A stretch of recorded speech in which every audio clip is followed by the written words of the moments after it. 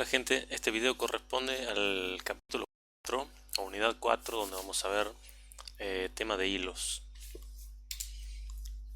En el entorno de servidores que deben atender muchas peticiones por segundo, como dijimos antes, ejecutando un proceso por cada petición, desde hace muchos años se aprovecha una arquitectura de computadora llamada SMP o multiprocesamiento simétrico que permite tener varias CPUs en una placa madre, compartiendo los dispositivos de entrada-salida de esa placa.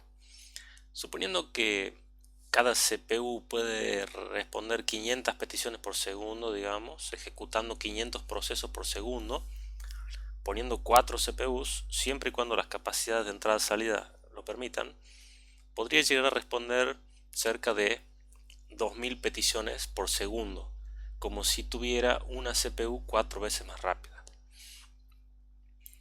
Más recientemente, alrededor del año 2005, se comenzaron a producir los primeros CPUs multinúcleos para PCs, con la llegada del Pentium D de Intel. Para aclarar dudas, digamos que la CPU es el chip, el integrado, donde hay uno o más núcleos de procesamiento que se encargan de la ejecución de instrucciones. Cada núcleo puede ejecutar un proceso y cada proceso puede ser ejecutado en un núcleo, ¿sí? Es decir que con 4 núcleos en una CPU se pueden ejecutar 4 procesos en paralelo al mismo tiempo. Eso quiere decir en paralelo. Actualmente una PC que se puede comprar en un supermercado típicamente tiene un mínimo de 2 núcleos, y no me animo a decir el máximo, pero 8 es normal y 12 no es raro, ¿sí?, de encontrar computadoras en los supermercados. Los microprocesadores o CPUs de servidores actualmente tienen un máximo de 60 núcleos, tomando como fuente las especificaciones del último Intel Xeon.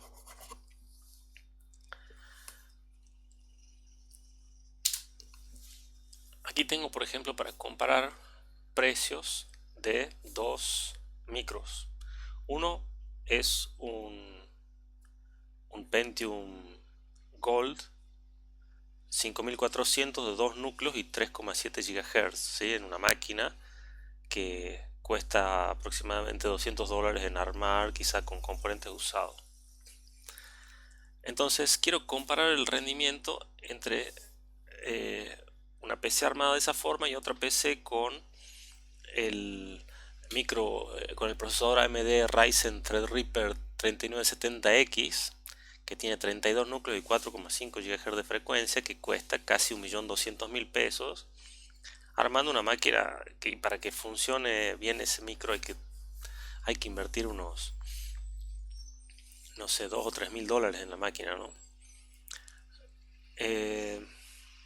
Entonces estoy escuchando música, escribiendo en el procesador de texto, haciendo una presentación con diapositivas, con 20 pestañas de Firefox abiertas, ocasionalmente viendo YouTube o los videos de clase, obteniendo aproximadamente el mismo rendimiento en ambas máquinas. ¿Por qué es esto?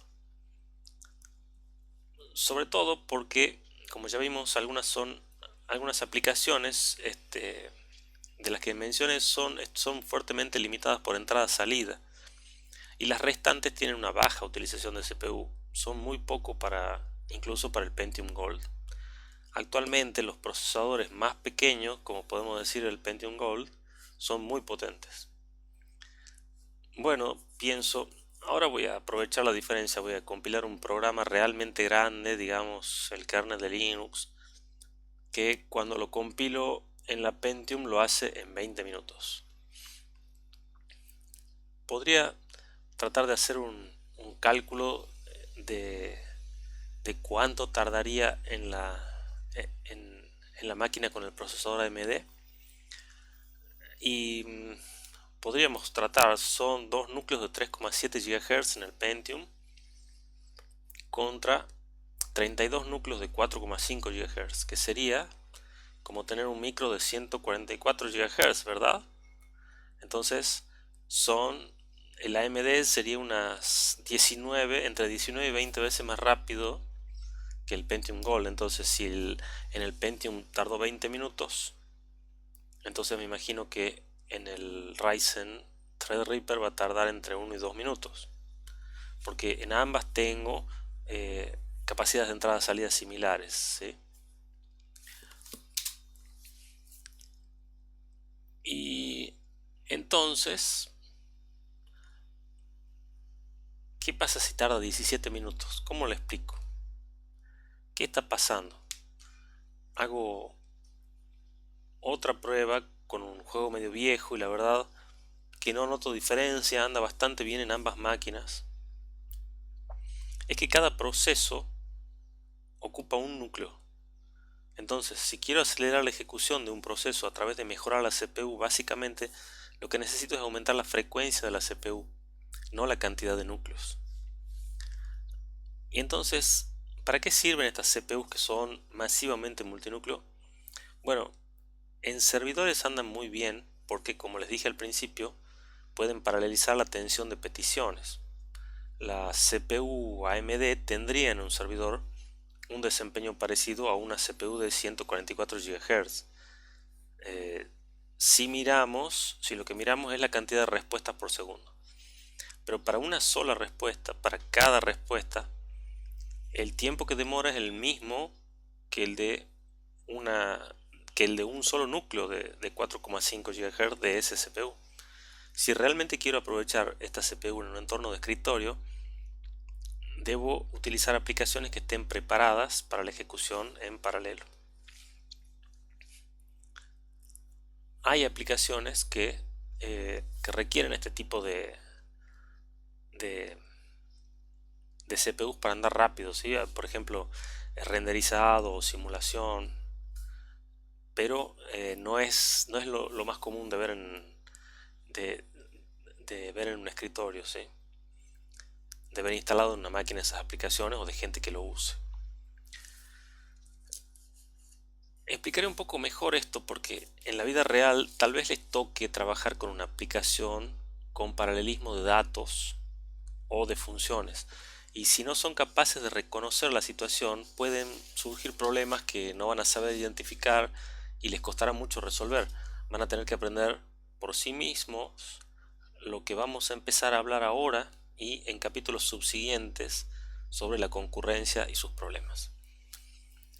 Aclaremos y repasemos. Multiprogramación es tener varios procesos cargados en RAM, y multiprocesamiento es tener varias CPUs o núcleos, es decir, se pueden ejecutar instrucciones en paralelo.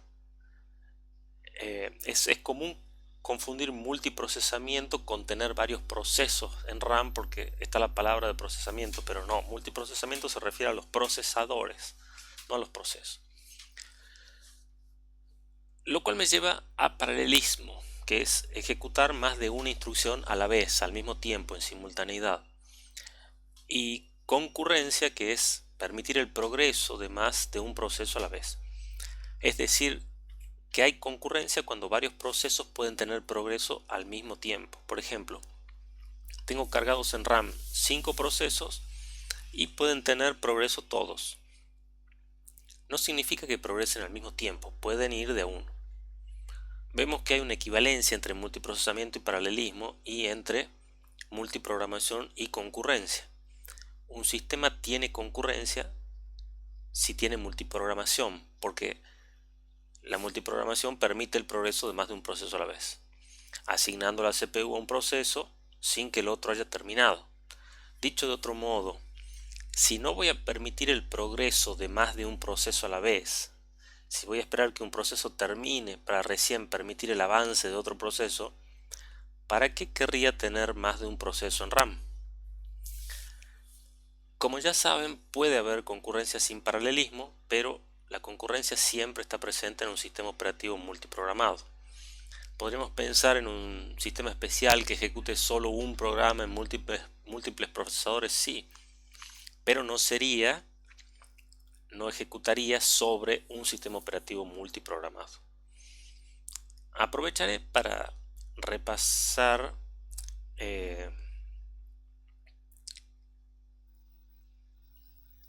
sigamos con el concepto de paralelismo.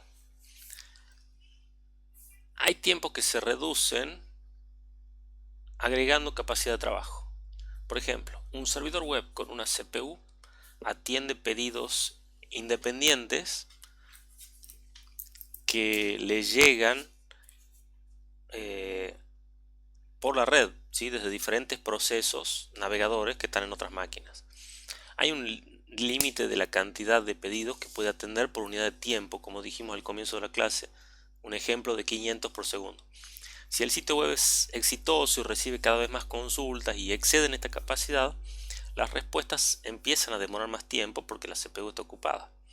Como cada consulta necesita ser atendida por un proceso en el servidor y este proceso se ejecuta en una CPU o en un núcleo, si aumento la cantidad de núcleos, siempre y cuando la capacidad de entrada-salida sea suficiente, siga siendo suficiente, habrá menos espera, ¿sí? Las respuestas serán más rápidas. Notar que son pedidos independientes que no están relacionados entre sí y también que se crean y destruyen una gran cantidad de procesos por segundo, situación que es normal en entornos de servidores y rara en escritorio.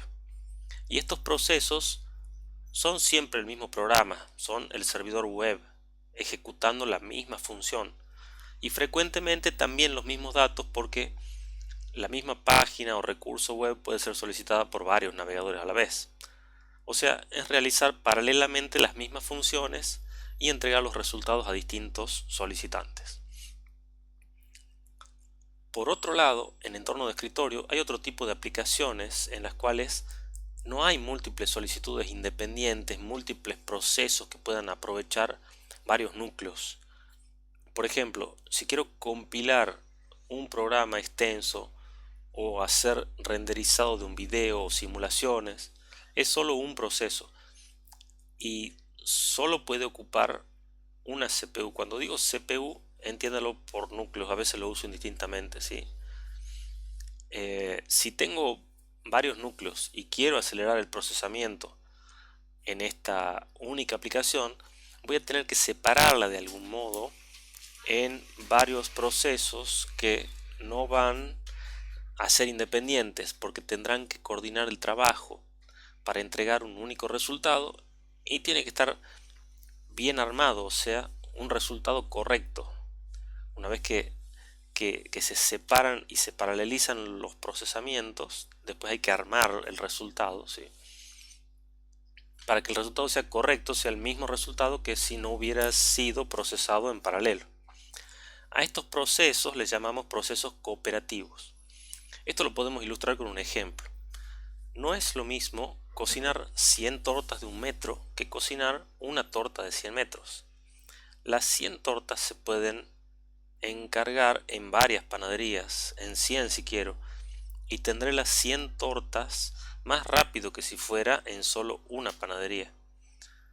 Pero la torta de 100 metros, supongamos que una panadería pudiera manejarla, pero tardaría 100 veces el tiempo de una torta o más. Si quiero emplear más panaderías para acelerar la producción de la torta grande, va a ser necesaria una gran tarea de coordinación para que las panaderías cooperen entre ellas para conseguir el resultado. Si una panadería hace una torta de 1 metro en 1 hora, digamos, y quiero 100 tortas de 1 metro, podría tenerlas en 1 hora si empleo 100 panaderías en paralelo. Pero si quiero la torta de 100 metros y contrato 100 panaderías, les aseguro que no estará lista en 1 hora, porque habrá mucho overhead. Otro ejemplo, más cercano a la computadora. Tengo un archivo muy grande que quiero comprimir. Supongamos que la entrada-salida tiene capacidad infinita.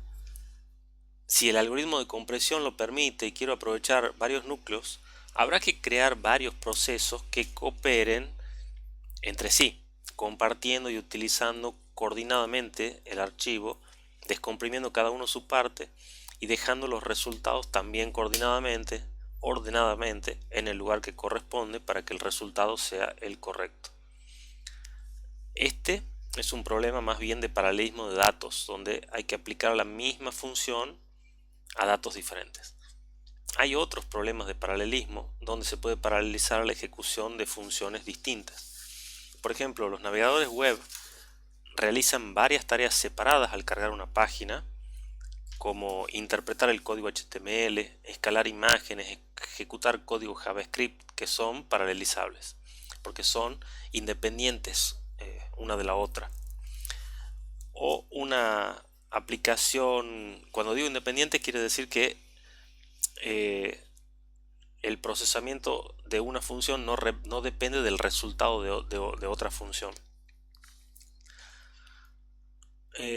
O una aplicación como Word, que tiene un corrector ortográfico, uno semántico, uno que hace autocorrección, autoguardado, impresión, que son funciones distintas que trabajan sobre los mismos datos y también son paralelizables. Para aprovechar múltiples núcleos, también sería necesario crear y coordinar varios procesos en este esquema.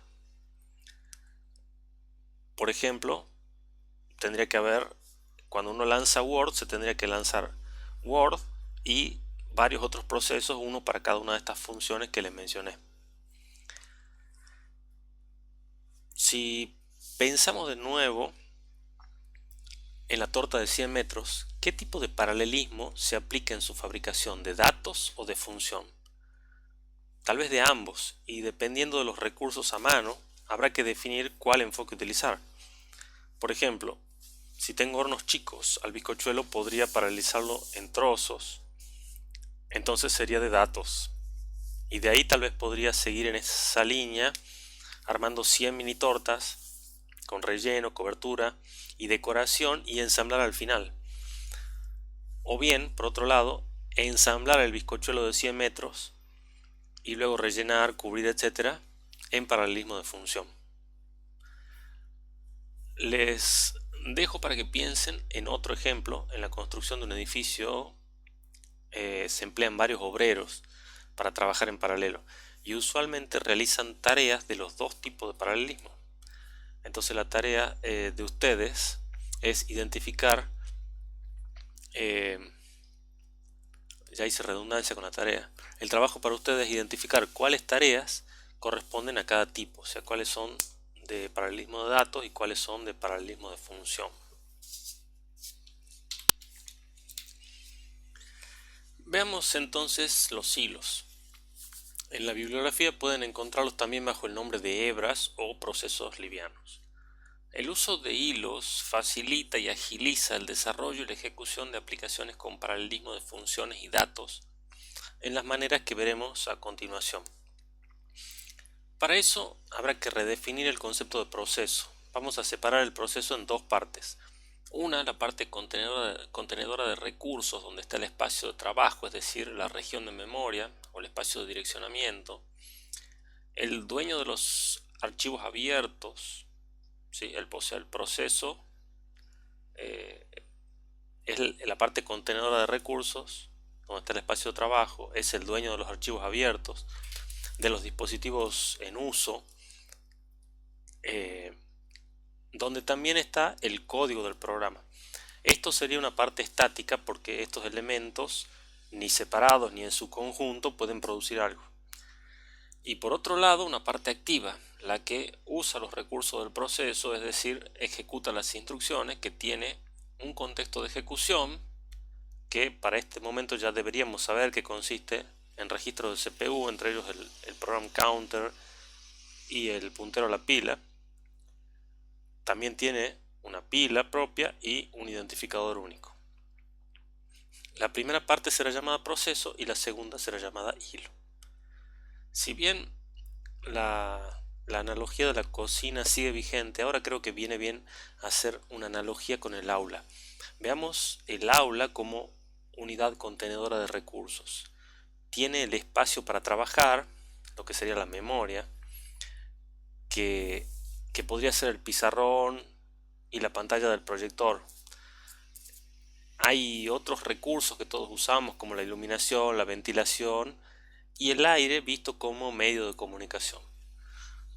¿Y nosotros qué somos? Bueno, ejecutamos paralelamente, así que hay multiprocesamiento, hay varios núcleos.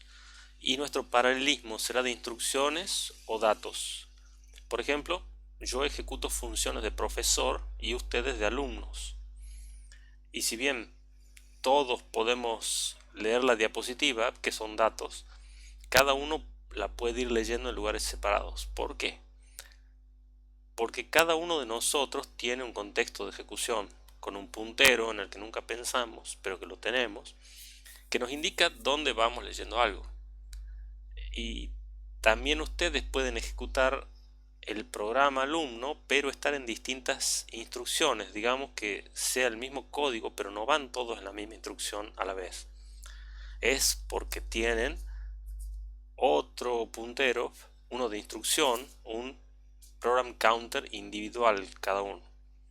También tienen un cuaderno, por ejemplo, que no es compartido. Entonces, hay algunos recursos compartidos y otros no. ¿Qué pasaría si esos punteros fueran compartidos, uno para todos, no individuales? Entonces, todos tendrían que ejecutar la misma instrucción a la vez, se moverían a la vez, harían la misma pregunta todos a la vez y leerían la misma letra de la diapositiva a la vez. Puede ser útil en algunos escenarios, pero no es lo que sucede en el aula. Entonces, para que quede claro, pueden ejecutar todos el mismo programa, pero en lugares distintos porque tienen contextos de ejecución individuales. Entonces, yo también podría ser parte de ese ejecutar el mismo programa.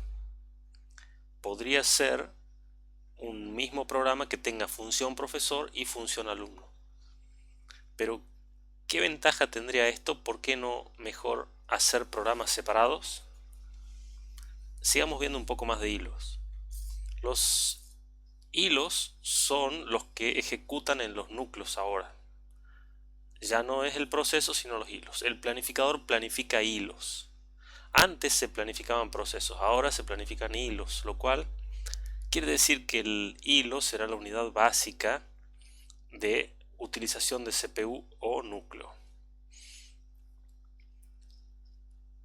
Por otro lado, los procesos pueden tener varios hilos que compartan sus recursos y ejecutar en paralelo si hay multiprocesamiento.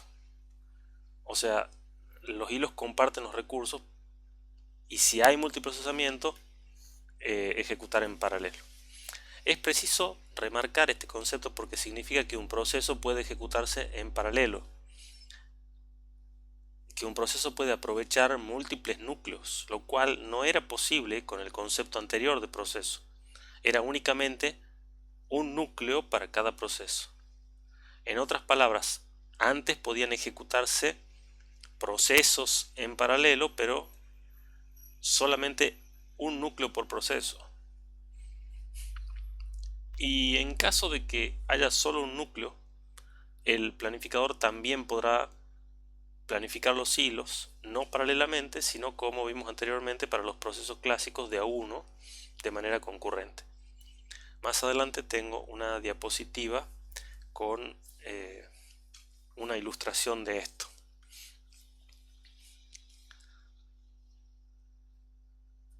Entonces, ahora que se puede ejecutar en paralelo y que los procesos pueden tener varios hilos, repasemos lo dicho, ¿sí? Los procesos, los hilos ejecutan el mismo programa, todos ejecutan el mismo programa y tienen acceso a los mismos datos y a los mismos recursos del proceso, pero pueden ejecutar funciones distintas y o datos distintos, procesar datos distintos, ¿sí? Pueden porque tienen contextos y pilas separadas, como en el ejemplo del aula. Pueden compartir todos o algunos de los recursos del proceso. Hay mecanismos para que no sea todo lo que se comparta, pero eso es un detalle nomás. Y el tema del bloqueo de hilos es muy importante.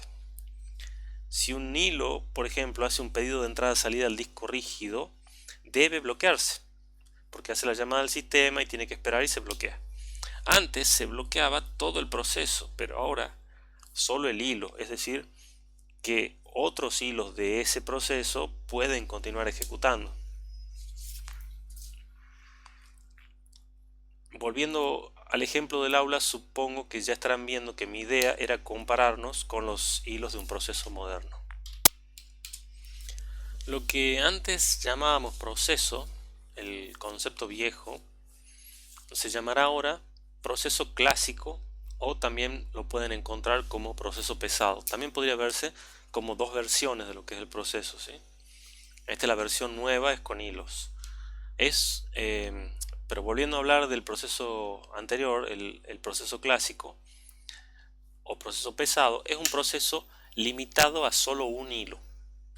Desde el punto de vista de la implementación, entre otras cosas, esto es debido a que su estructura no permite manejar más de un contexto de ejecución y pila. Si repasamos los pasos que hay que hacer para crear un proceso, entenderemos por qué los hilos se llaman procesos livianos. El trabajo de creación y destrucción de hilos es mucho menor y por lo tanto más rápido que con procesos clásicos. Por supuesto que el hilo inicial debe crearse junto con todo el proceso, ¿sí? Con lo que sería un proceso clásico. Pero los sucesivos hilos de ese proceso tendrán toda la unidad contenedora de recursos ya creada. Revisemos el ejemplo del aula. Si el aula es la unidad contenedora de recursos, ¿sí? Un proceso clásico sería un aula con un alumno o docente sin posibilidad de agregar más hilos o alumnos. Entonces, ¿qué haría falta para dar clases en ese esquema? Algo similar a la clase remota. Muchas aulas, cada una con su programa, espacio, compartir memoria, que sería la pantalla, recursos, como la iluminación, dijimos, establecer canales de comunicación, etc. Tiene sus ventajas y desventajas la clase remota, ¿sí? Y las conocemos bien porque las vivimos.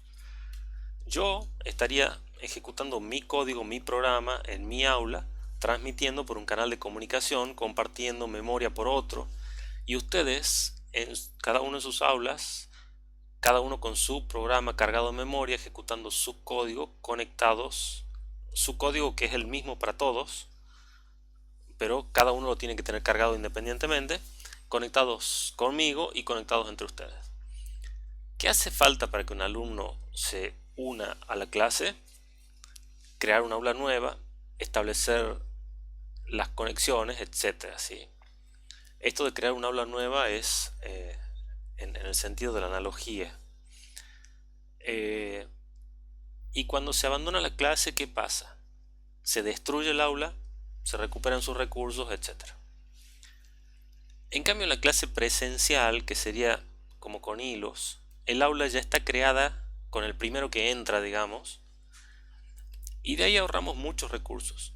Ustedes no necesitan capacidades de comunicaciones remotas, usamos el aire para comunicarnos, por ejemplo. Y algo que no podemos ver, ¿sí?, es que ahora podríamos todos ejecutar sobre el mismo código, porque el código sería parte del aula. Entonces no haría falta alojar espacio para el programa en cada uno de nosotros, en cada aula propia nuestra, ni tampoco el espacio para los datos porque están en el aula. Esto es un gran ahorro en tiempo y en espacio, o sea, dinero.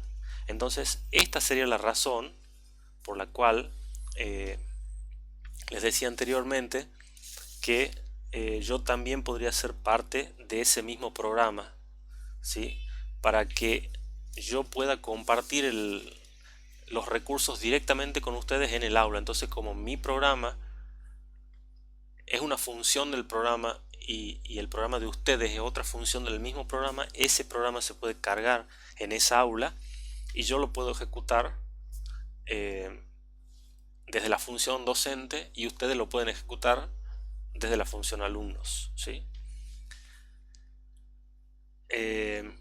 Y para agregar un alumno a la clase solo tiene que entrar, digamos. La analogía, como siempre, no es perfecta, pero creo que sirve para entender el escenario.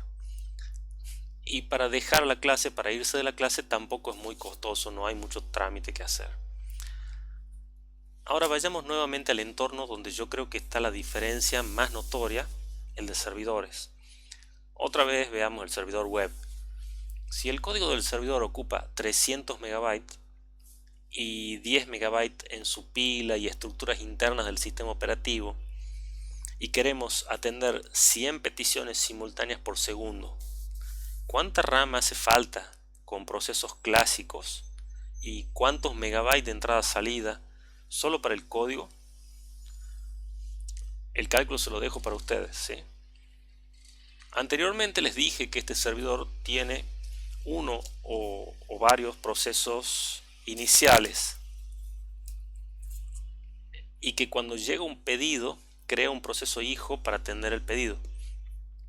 El hijo es igual que el padre, un servidor, o sea, es el mismo programa. El hijo atiende el pedido y termina, y el padre sigue esperando pedidos nuevos.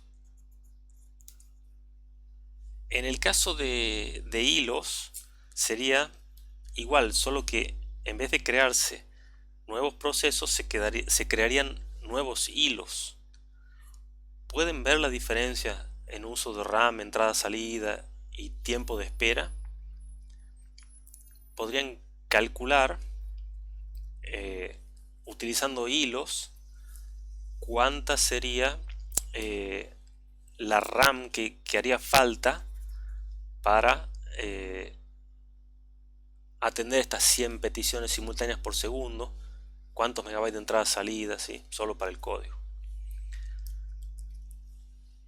Por esto crear hilos es mucho más rápido que crear procesos, sobre todo por el ahorro en la carga del código, ¿sí? No tanto por las estructuras del sistema operativo, sino por el código. Por supuesto que depende del tamaño siempre depende del tamaño del programa que se esté cargando en memoria.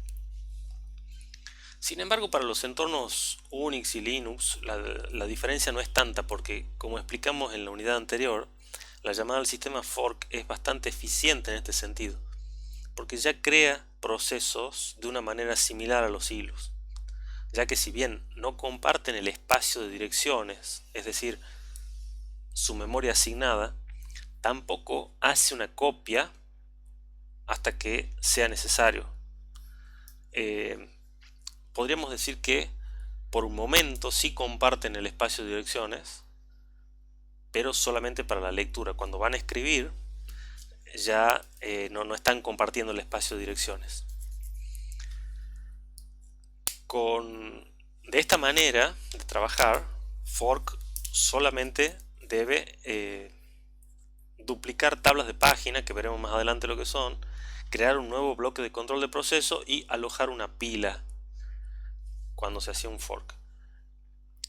En cambio ahora es crear un bloque de control de hilo que es mucho más pequeño y simple de inicializar que un PCB y una pila. Les recomiendo repasar esto de la unidad 3 si no lo tienen claro. A pesar de esto, la diferencia por reducción del overhead sigue siendo significativa, o sea, a pesar de que Linux y Unix ya lo venían haciendo así, la diferencia sigue siendo significativa, o sea, hay una mejora, y todos los sistemas operativos modernos soportan hilos.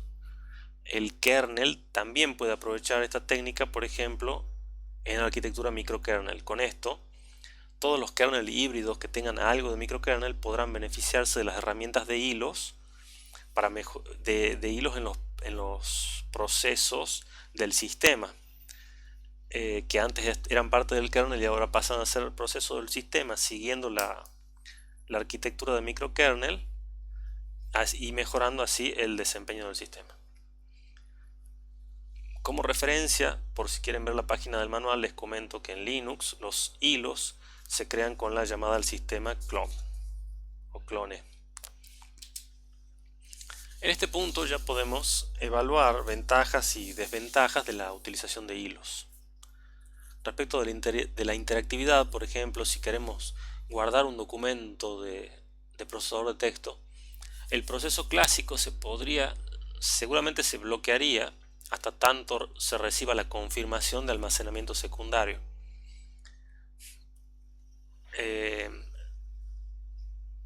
Estrictamente no es así porque hay buffers, entonces del sistema de archivo, pero esto lo veríamos más adelante. Cuando se da la orden de grabar, no siempre se guarda directamente en el disco rígido, sino que se guarda en la RAM, en lo que se llama un buffer, para precisamente para esperar estos bloqueos. Y en algún momento en el que el sistema esté desocupado, ya el kernel se encarga de hacer el guardado en el disco rígido. Pero supongamos que no existe este buffer, entonces el proceso se bloquearía. Notaríamos que al pulsar teclas la aplicación no respondería. En cambio, con un proceso moderno, multihilo, incluso con un solo núcleo, se bloquearía el hilo correspondiente a la función de guardar, pero podríamos seguir interactuando con la aplicación, por ejemplo, escribiendo o imprimiendo. Respecto de compartir recursos, bueno, esto no es una gran novedad para nosotros porque, como les decía, hicimos foco en la forma de crear procesos de Unix y de Linux con fork, que como vimos ya comparte recursos por defecto. Pero en otros sistemas donde al crear un proceso había que cargar un binario desde almacenamiento secundario siempre, entre otras tareas, es una gran diferencia en rendimiento. De economía, tanto la creación, la planificación y la eliminación de hilos, o sea, la administración de hilos de un mismo proceso, y lleva menos tiempo, menos overhead que en procesos clásicos. En mi opinión, esto tiene un gran impacto, especialmente en el ambiente del servidor, como les dije. Y bueno, respecto de la utilización de arquitecturas multiprocesador, ¿sí? O multinúcleos, que vimos anteriormente, ya esto lo venimos diciendo, permite utilizar mejor los núcleos o los CPUs multinúcleos o los sistemas SMP, habilitando un único proceso para ejecutarse en varios núcleos, lo cual con el proceso clásico, como les dije, no es posible. Para incrementar aún más las prestaciones de los CPUs, muchos tienen núcleos con algunas estructuras internas duplicadas, algunos registros como el program counter y puntero a la pila fundamentalmente, y así permiten ejecutar dos hilos por núcleo. Eso sí, deben ser ambos hilos del mismo proceso.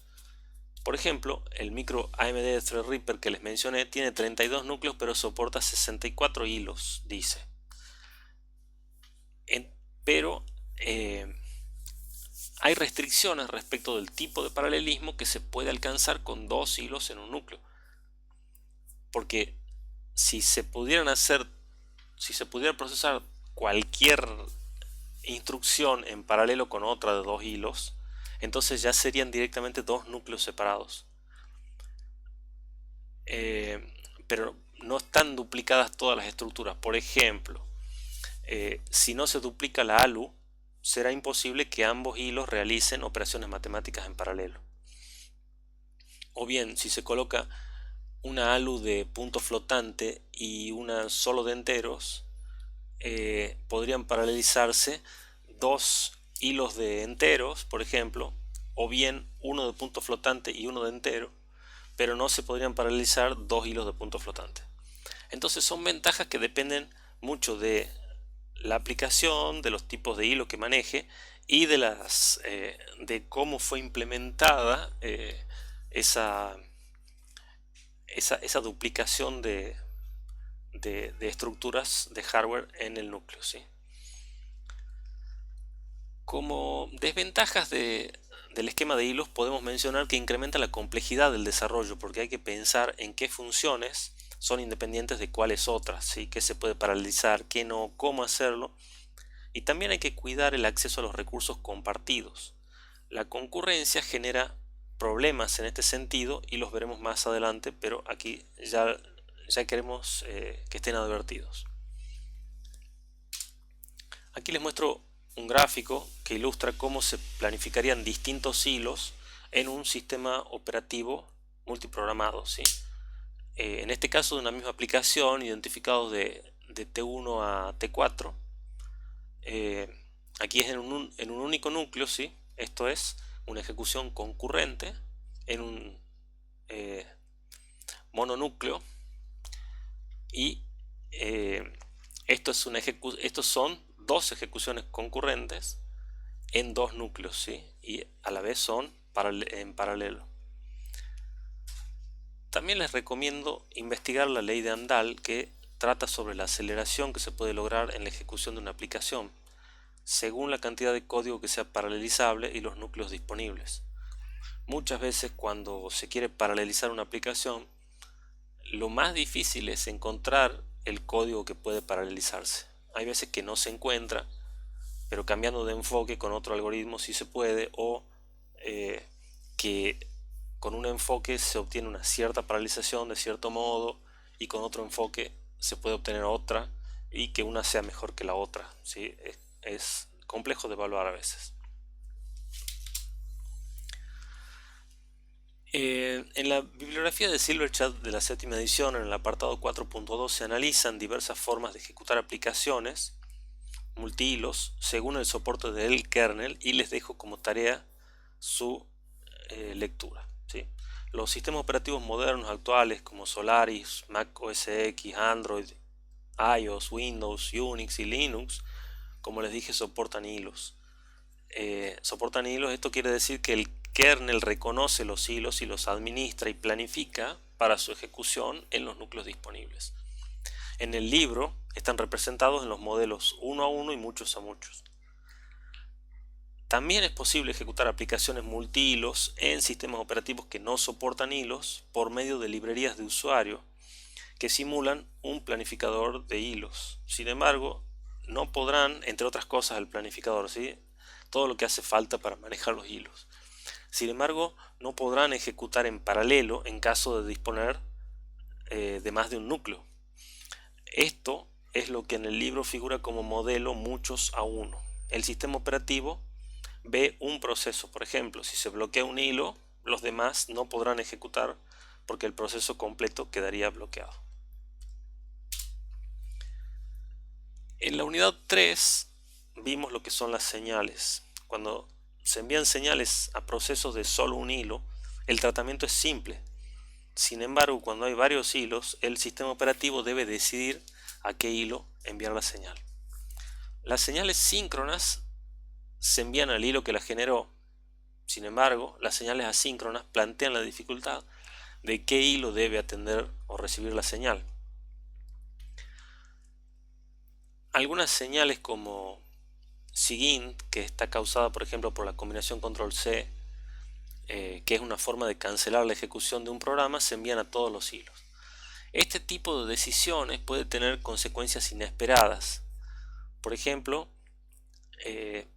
hace poco me di cuenta que LibreOffice era multihilo porque estaba haciendo las diapositivas para ustedes y tenía abiertos los equivalentes de lo que serían 2 o 3 Word, y creo que tenía 2 planillas de cálculo, y tenía el Impress, que es el equivalente de PowerPoint, y otro programa de Office que se llama Draw, que es para dibujar. Entonces copié desde ese Draw hacia el Impress una imagen en modo vectorial, y parece que era muy pesada. Entonces me dejó de responder el Impress por un rato largo, y estaba ocupando el CPU, estaba ocupando un núcleo al 100%. Entonces después de un tiempo dije, esto me impaciente, y dije, bueno, lo voy a cerrar y no la voy a copiar así, la voy a copiar como imagen la próxima vez, porque total había guardado los cambios, no era un problema serio, no necesitaba esperar. Entonces lo que hice fue hacer clic en la cruz que tienen las ventanas para cerrar la ventana. Y bueno, no respondió, pero a los 10 segundos más o menos aparece un cartel que dice que el proceso no está respondiendo si quiero forzar la finalización del proceso. Entonces, sí, le puse ningún problema, y cuando apreté sí, se cerró todo LibreOffice. O sea, se cerraron los Word, se cerró el Draw, se cerraron las planillas de cálculo. Por suerte no perdí datos porque tenía todo guardado, pero ahí me di cuenta que LibreOffice es un hilo, sí es un hilo, es una aplicación multihilo y todo se guarda en hilos. A mí realmente yo hubiera pensado que sería mejor a lo sumo hacer que cada grupo de programas sea un proceso. Por ejemplo, si abro Writer, que es el Word, las instancias de Writer eh, sean todos hilos del mismo proceso. Eh, y aún así, esto por supuesto ahorra memoria, ¿no? Eh, pero aún así en el entorno de escritorio y habiendo otras formas de compartir memoria, como las librerías compartidas, no sé, no me parece tan buena idea por el problema que les cuento. No me parece tan buena idea eh, hacer los multihilos en ese sentido.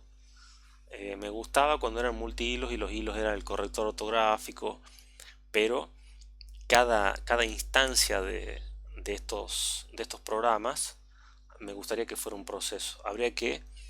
Eh, habría que ver, digamos, una estadística. Seguramente los que desarrollan el LibreOffice tienen muchísimas más estadísticas que yo.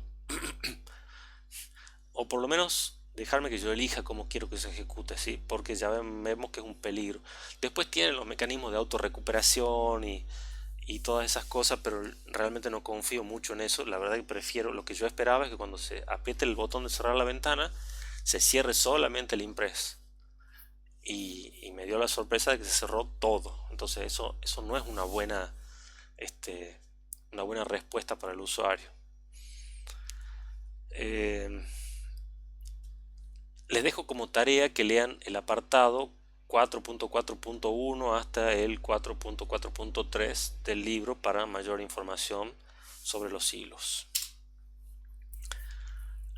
Y les dejo como sugerencia para aquellos de ustedes que tienen PCs con CPUs de 4 núcleos o más, que utilicen los servicios de contabilidad del sistema operativo y midan el desempeño, el porcentaje de utilización del sistema en, en las diversas actividades que realizan con la PC, o digamos en las más exigentes. Y luego me comenten lo que encuentran, qué grado de utilización de CPU tienen con esas tareas. Esto nos permitirá a todos evaluar, a ustedes, a mí, evaluar si realmente conviene tener el i9 o el AMD Threadripper, o cuándo conviene, ¿sí? O nos alcanza con un i3, i5 o un Pentium para nuestros propósitos, para el uso que más frecuentemente le damos a la compu. ¿Realmente sirve multihilo en el escritorio? Estoy seguro de que para algunas aplicaciones sí, pero ¿en qué grado impactará el desempeño de las actividades que realizamos el 80% de los usuarios de las PC? Este ejercicio es para establecer parámetros y criterios, para administrar recursos, lo cual es parte de la actividad cotidiana de un ingeniero.